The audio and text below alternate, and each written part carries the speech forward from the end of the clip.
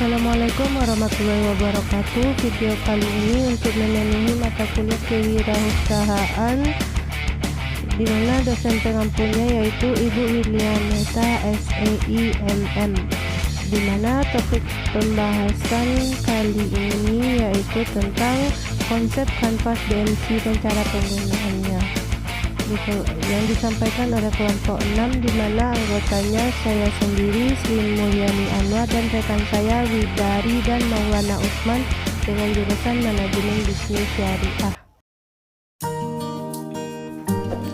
Pengertian kanvas BMC adalah salah satu alat untuk membantu kita melihat lebih akurat bagaimana rupa usaha yang sedang atau akan kita jalani. Dengan tol ini, kita seakan melihat bisnis dari gambaran besar, namun tetap lengkap dan mendetail apa saja elemen-elemen kunci yang terkait dengan bisnis kita. Dengan demikian, kita bisa melihat gambaran utuh yang sangat membantu dalam menjawab pertanyaan-pertanyaan seputar bisnis kita. Dengan mengevaluasi satu demi satu elemen-elemen kunci, kita jadi lebih mudah menganalisis apa yang kurang tepat dan pada akhirnya kita bisa mengambil langkah untuk mencapai tujuan bisnis kita. Tujuan kanvas BMC. Bisnis model kanvas adalah kerangka kerja yang dikenal banyak untuk mendefinisikan model kanvas startup. Bisnis model kanvas disusun dengan tujuan untuk menjelaskan, menilai, menvisualisasikan, serta mengubah model bisnis sehingga kinerja yang dihasilkan oleh startup lebih maksimal. Model bisnis ini bisa diterapkan oleh semua jenis startup tanpa terbatas sektor usaha. Pertama kali diciptakan oleh Alexander Osterwald pada tahun 2005. Bisnis model kanvas menjadi salah satu strategi manajemen yang populer di kalangan bisnis dan sering dipelajari di universitas. Kepopuleran tersebut dikarenakan tampilan bisnis model kanvas yang sangat sederhana dan mudah dipahami. Materi selanjutnya yaitu manfaat kanvas BMC, bisnis model kanvas. Yang pertama, memudahkan para perencana dalam mengambil keputusan di perusahaan, melihat hubungan logis antara komponen dalam bisnisnya. Yang kedua, dapat dipakai untuk menguji konsistensi hubungan antar komponennya. Yang ketiga, dapat digunakan untuk menguji pasar dan asumsi yang digunakan ketika mengembangkan bisnis. Dan yang keempat, dapat dipakai untuk menunjukkan seberapa radikal suatu perubahan dilakukan dan konsistensinya. Selanjutnya, bentuk kanvas BMC, bisnis model kanvas.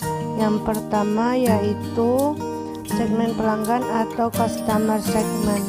Customer segment adalah kelompok orang atau organisasi yang dituju oleh perusahaan untuk dilayani, termasuk juga pelanggan. Yang kedua yaitu nilai unggul atau value proposition. Value proposition merupakan suatu keunikan yang menentukan mengapa produk atau jasa tersebut pantas dipilih oleh pelanggan.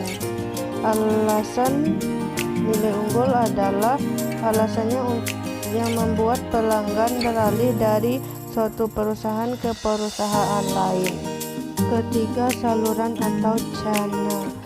Channel yaitu elemen yang menyatakan bagaimana organisasi berkomunikasi dengan pelanggan segmennya dan menyampaikan value proposition-nya. Channel adalah wadah untuk berkomunikasi dan menjangkau pelanggan untuk menyampaikan value proposition yang ditawarkan. Yang keempat, hubungan pelanggan atau customer relationship. Membina hubungan dengan pelanggan bertujuan untuk mendapatkan pelanggan baru, akuisisi, mempertahankan pelanggan baru, retention, dan menawarkan produk atau jasa lama dan baru pada pelanggan lama, upselling. Yang kelima, sumber pendanaan atau revenue stream. Adanya komponen yang mengembangkan uang tunai atau arus kas yang dihasilkan perusahaan dari masing-masing segmen atau sumber-sumber pendapatan yang akan kita peroleh dari model bisnis. Sumber pendanaan berguna bagi perusahaan untuk merencanakan arus-arus pendapatan yang akan kita terima nantinya. Untuk yang keenam yaitu sumber daya utama atau key resource.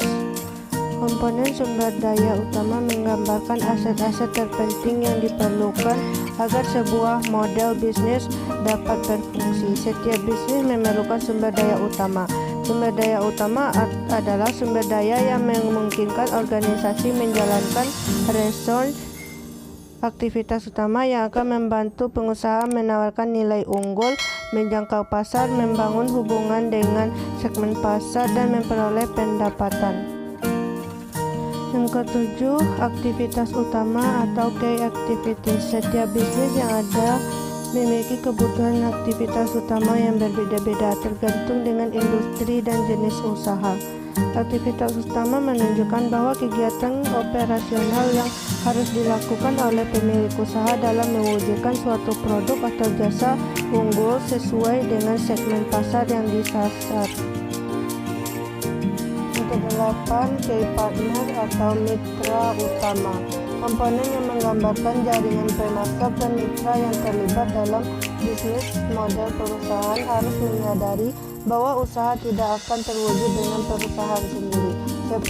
Setiap usaha butuh kolaborasi dan bermitra dengan perusahaan-perusahaan yang akan mendukung usaha untuk maju.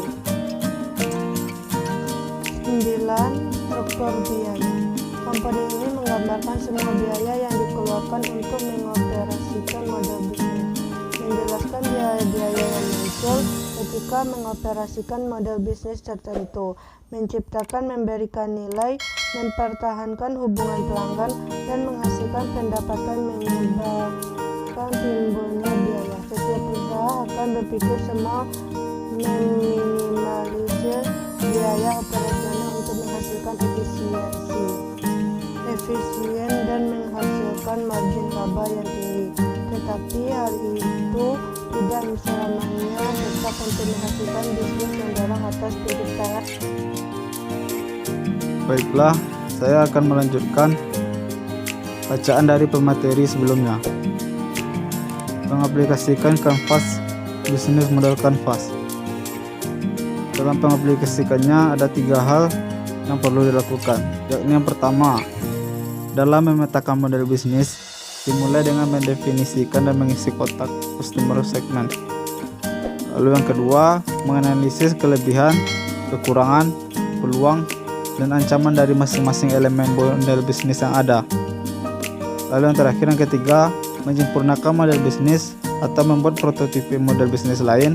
Dalam mendesain model bisnis, baik menyempurnakan maupun membuat prototipe model bisnis yang lain. Yang perlu dilakukan adalah proses berpikir kreatif untuk mendapatkan banyak ide dalam membentukkan model bisnis dan mengambil salah satu ide yang terbaik. Proses ini dinamakan ideation. Baiklah, sekian materi dari kami. Terima kasih atas waktunya. Assalamualaikum warahmatullahi wabarakatuh.